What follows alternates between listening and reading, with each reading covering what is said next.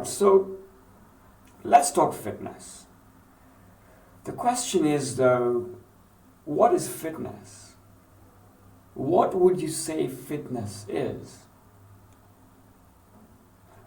Most of the time when you start an exercise program, what I've had a lot is that I want to get fit. But what is fit? What is being fit? What is fitness? Is it the way you look? Is it the way you feel? Is it what you're able to do?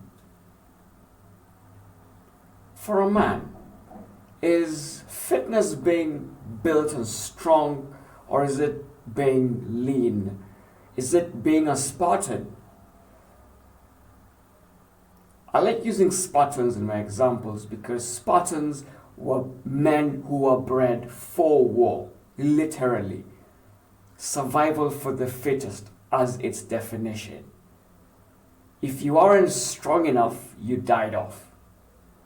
So is that what being fit is? Being like a Spartan? Is it looking like a Spartan? And if that is your answer or your thought, I have another question for you. Comparing Omanyala and Kipchoge. One is built and strong, the other one is lean. Would you say that one is less fit than the other because one is slimmer than the other?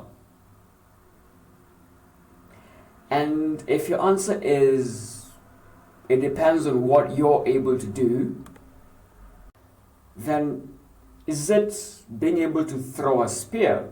Is it being able to run for 42 kilometers?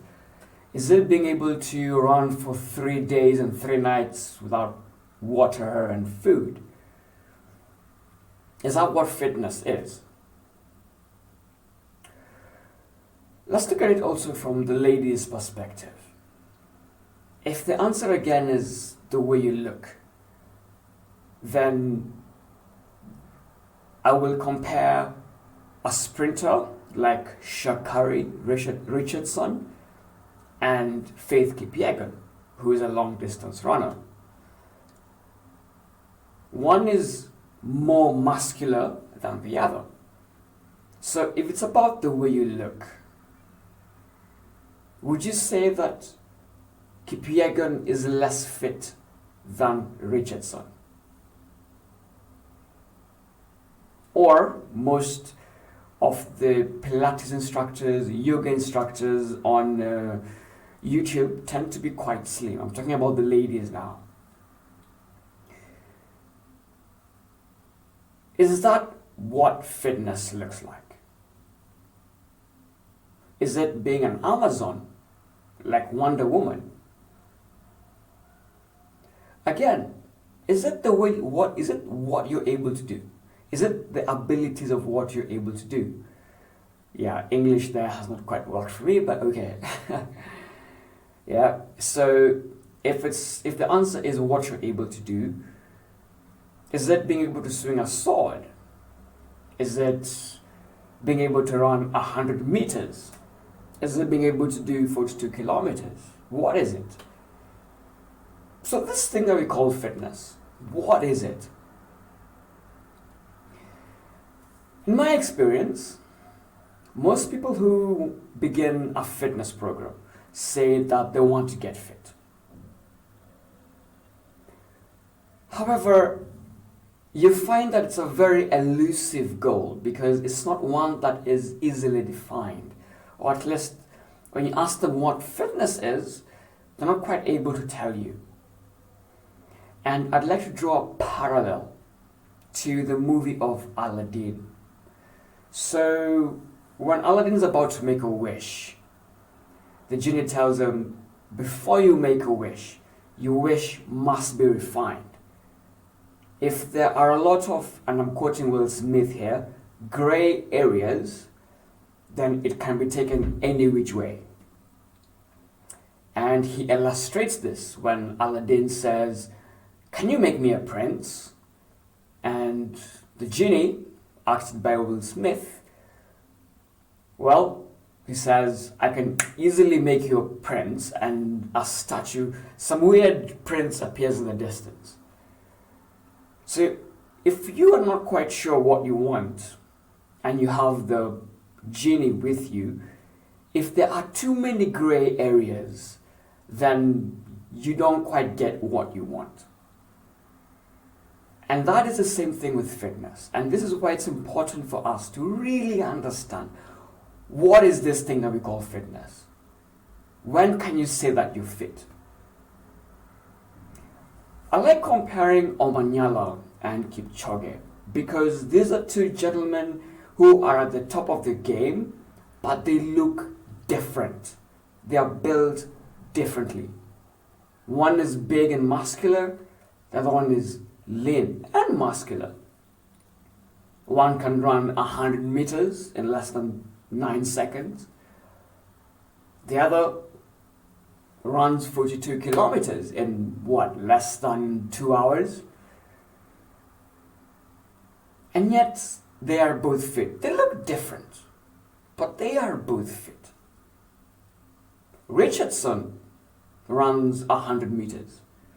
Kipchoge, 5,000, 10,000 meters. And yet they are both fit. If Kipchoge were to run the 100 meters, or if Kipchoge were to run the 100 meters, they wouldn't be able to break Omanyala's time. And if Omanyala were to run Kipchoge's 42 kilometers, well, I have a feeling he'd finish after Kipchoge has already finished, taken a break, maybe even went and showered and is now having his lunch or whatever you have after a long marathon.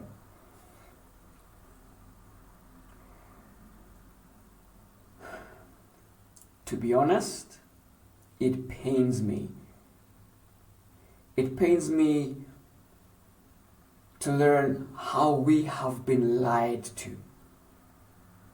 Social media has come to make us believe that for you to be fit, for you to be defined as being fit, you must look some type of way. And they're very good at this, because then if you're not looking some type of way, then they're most likely going to sell you a product that is designed to make you feel that way. Case in point, Ozempic. If you haven't heard of Ozempic, Ozempic is a diabetic medication in which you inject yourself with insulin because your system is unable to either produce enough insulin to control your blood sugar, or your organs are immune or resistant to insulin. So what then happens is that you have your levels of blood glucose are really, really high, which could lead to hypertension, which could lead to a coma, diabetic coma, that is. So Ozempic is medication. However, right now, as we speak, it is the craze, because it's been proven that it will help you lose weight. And in the short term, yes, that works. But what about in the long term? See, Ozempic was designed for people with diabetes. And so therefore, it is most likely a long-term medication. Now, if you're taking something that you do not need, your body produces insulin all by itself. And if you do not have diabetes, then it shows that your body has the ability to control its blood sugar levels on its own. So, for example, after you've eaten, then your blood sugar spikes. So then insulin is produced by the body to take out that excess blood glucose and store it in the body. Now, if your body is able to do that, and you're injecting Ozempic into your system, or you're using that Ozempic drug, basically what you're telling your body is that, you know what, chill, I'll give you the insulin, I'll sort you out. Basically you're telling your body, I'll sort you out, I'll fix you up. So then what happens is that your body is producing insulin, and then you're adding more insulin. Eventually, what could happen, logically speaking, is that your body could end up it could end its production of insulin. Or, due to the high insulin levels, your organs become more resistant to insulin. And so in the end, what happens is that you're either now dependent on Ozempic in the long term, or you stand risk of getting diabetes. And that is one example of a product that is being sold because apparently you don't look good enough. You don't look like a social media influencer. And it's painful. It's so painful. It breaks my heart to think that you've been lied to such that you don't feel confident enough in your body.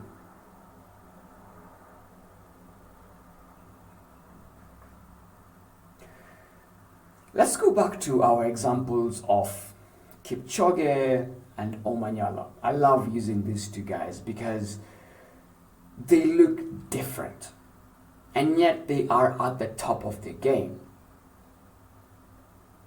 The perception is that for a man, you must be well built, you must be muscular, and that's why we head to the gym so we can become big and muscular. If Kipchoge were to fall for that fad, because it is a fad, he wouldn't be at the top of his game. In fact, he'd be comparing himself to much bigger athletes, and therefore feel that his body is insufficient, that it's insignificant. And so what might happen is that he might end up going to the gym, taking all these supplements, and in the process of bulking up, in his marathon, his standards go lower and lower. So what is this fitness?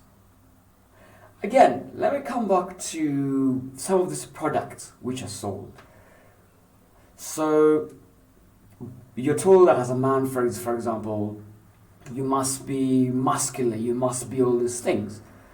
And you're told, here's a protein shake, here's protein supplement that you can use to help you build your muscles.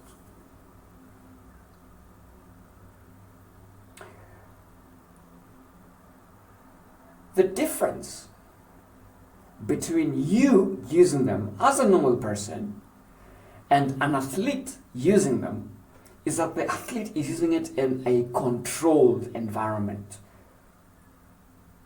So they might be able to avoid fake products that have one or two chemicals that have been banned in sports or in use because of their long-term health effects.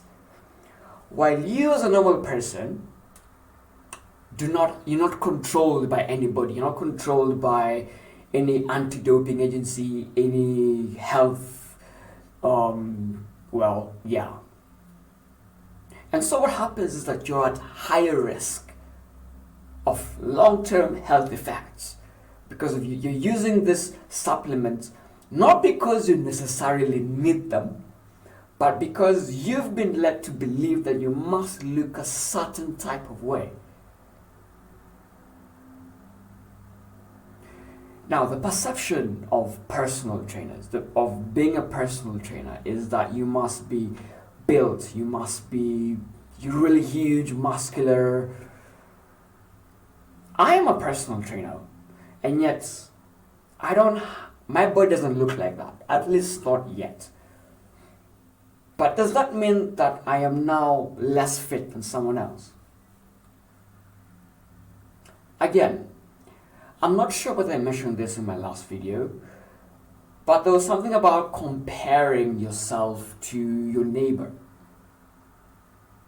Now, if you run and your neighbor swims, and you're there saying, my neighbor is fitter than me, yet you do not have the same training goals, you also do not have the same training routine, and you're also not in the same sport. One is in running and one is in swimming. So if you start comparing your fitness and saying, oh, he's fitter than me, whatever it is, then you're losing the point. And the reason why I like comparing Omanyala and Kipchoge again is because they are both runners. But even in running, you have different disciplines that require different body types. You have the 3,000 meter steeplechase. At the same time, you could compare that to the hurdles. Now, the hurdles you keep going them over and over and over again. Well, the steeplechase, which is a longer distance and you're jumping only at like 1 point, you're both running, you're both jumping over an obstacle, but the demands of those two running disciplines are different. So if a 3,000 meter steeplechaser compares himself or herself, compares themselves to a hurdler sprinter, they're doing themselves a disservice. And that's because, unlike what you've been told by social media, fitness is a whole lot easier to gain than you think. And when I listen and look at how we've been lied to, it's so sad. I feel sorry for you. I'm actually, oh my goodness, oh my God. Fitness is not about just being big and strong. It's not about being lean. In the previous video, we talked about a basic health line, where if you're below that health line, then you stand the risk of cardiovascular disease, hypertension, diabetes, all those diseases. But if you're above that basic health line, then you're pretty good to go. And because last time we were also asking ourselves, are you preparing to go to an army? Are you preparing to go to war? Are you preparing to go to the Olympics? It would make sense if we were being drafted into the army, and then to get drafted you must be at this certain standard. But for a normal civilian like you and me, that standard doesn't apply. It doesn't.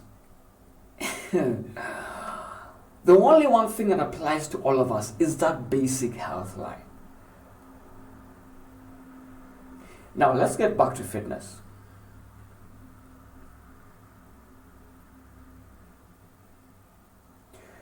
The question is, how do you know you're fit? How can you tell if you're fit?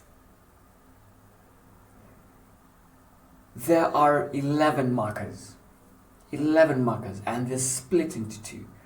We have the health-related components of fitness, and then we have the skill-related components of fitness. 5 health-related and 6 skill-related. In the coming videos, we're going to break them down so that I really want you to be able to see that attaining fitness is a whole lot easier than you think. And most of the times, the reason why it's been marketed as something that is unattainable is because people want you to keep buying their products. Buy this supplement, it'll make you stronger. Buy Ozempic, it's gonna help you lose weight. Buy I don't know what. And the repercussions can be terrible. Can be absolutely terrible. Let me just go through the health-related components, just to mention them, maybe talk a little bit about them, but I'm going to dedicate a whole video to this. Remember when we mentioned that basic health line? Well, these 5 components of fitness, the thing about having these components of fitness is ticking them off. If you're able to tick off these components of fitness, then you can start telling yourself that you're fit. Fitness, first of all, is not comparing yourself to someone else. It's first of all comparing yourself to yourself, looking at you from the beginning. Then, if you want to compare yourself to someone else, compare yourself to someone who, first of all, has the same training goals as you. So, for example, if we had Usain Bolt and Omanyala, they are in the same running discipline. So they can compare themselves to each other.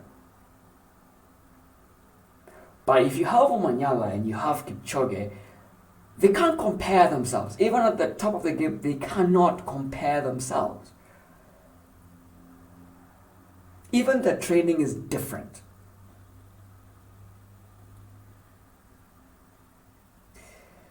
So the first takeaway is compare your fitness first of all to yourself. And how do you do that? By ticking off these boxes that we're going to be talking about. If you can be able to tick off these boxes, these components of fitness, then you can start telling yourself that you're fit, because you are. The more of those boxes you can tick, the fitter you are. So it doesn't matter how you look. It's these markers that determine. Then later on, if you want to compare yourself to someone else, compare yourself to someone who is doing something similar to you. I can never compare myself to a bodybuilder or to a sprinter or to a swimmer, because we train different, we have different goals, different objectives. And so if I never become as muscular as a Spartan, I don't have a problem with that. It's about ticking these boxes on the individual level. And because since I'm speaking mainly to the civilians, to normal people like you and me who wake up in the morning, do something, go to work, come back, we're not preparing for war, we're not in the army, we're not going for the Olympics, we're not preparing to be on the podium of any sport.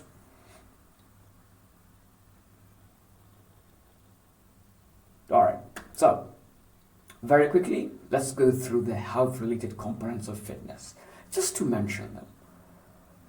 Now, there are 5 of them. First one is muscular endurance. Then you have muscular strength. Then you have cardiovascular endurance. Then you have flexibility. And finally, you have body composition. Now, as much as I'm talking about ticking off these boxes, they do not always work independently. They are dependent on each other. So most of the time when you're working on one, you're improving the other one.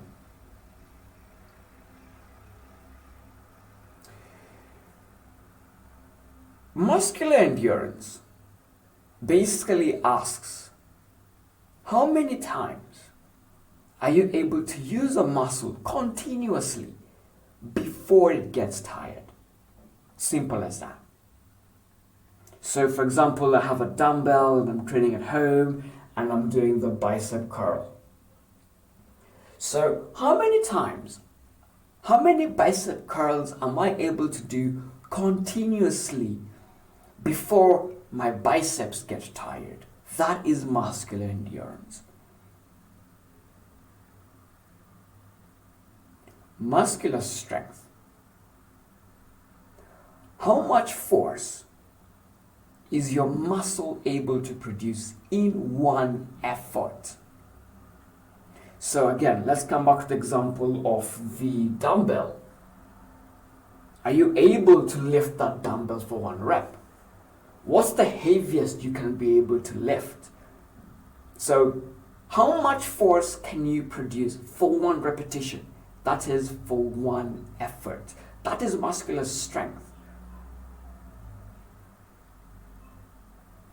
Cardiovascular endurance. It's very similar. We've come across the word endurance before in muscular endurance. Now we have cardiovascular endurance. How long are you able to take part in an activity before you get tired? It has to do with the heart, cardio, and the circulation. How long are you able to take part in an activity continuously before you get tired?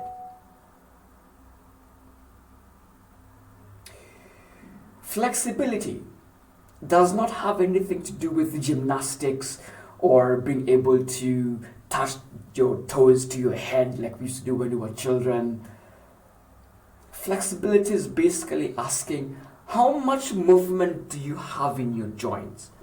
The range of motion, how much are you able to move your joint? You have the shoulder joints, you have the wrist joints, finger joints, you have the neck joints, you have the hip, you have the knee, and you have the ankle, just to mention a few. Are you able to move that joint the way it should be? So for instance, if you've been in an accident, for example, and your arm is healing, and this is only as far as you're able to lift your arm, you're not able to lift it all the way here. So that range of motion has been affected. So flexibility, range of motion across the joint, across that joint over here. And finally, body composition. This is a measure, a ratio between your fat mass and your non-fat mass. In other words, inside your body, in your body right now, you have fats, you have organs, you have bones, you have tissues, you have blood. So it's a ratio between the fat and everything else. So the fat mass and the lean mass. It's a ratio, and that's now how you're able to classify as someone being underweight. So sometimes someone can be slim, but they're underweight. You can be ideal weight, you can be overweight, you can be obese, all of those things. Now, in all of these components, I haven't said that you must look like a Spartan, you have to look like an Amazon. No.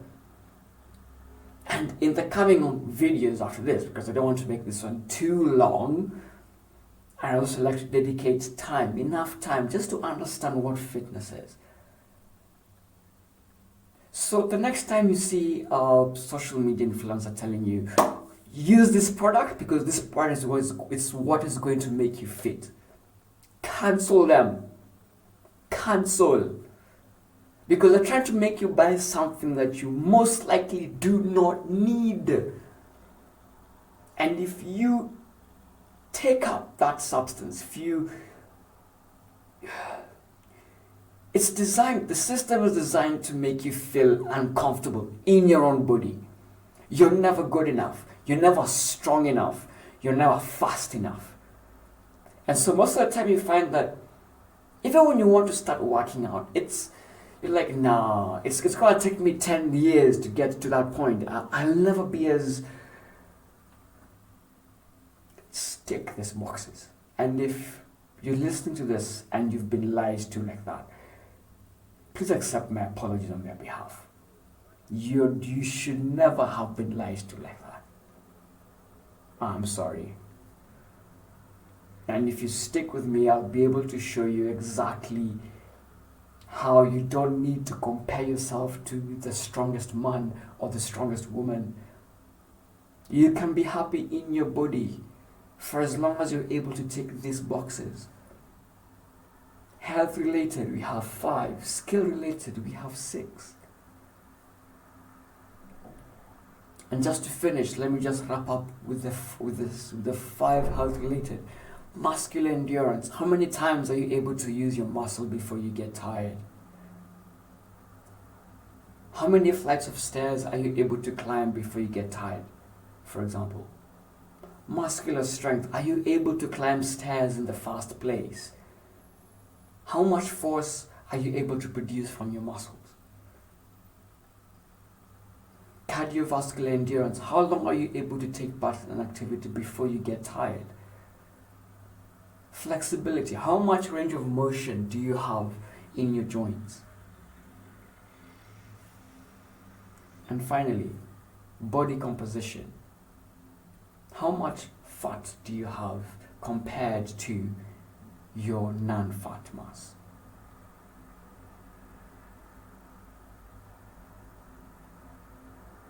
Kipchoge and Wanyala have ticked all these boxes, and yet they look completely different. And they're both runners, but they look completely different. And they are at the top of the game. Richardson, Kipchoge, different, both runners, but they look different. So why are you trying to look like, just tick those 5 boxes? And again, I'm really sorry if you've been lied to. My heart is breaking for you. Oh my goodness, you have no idea.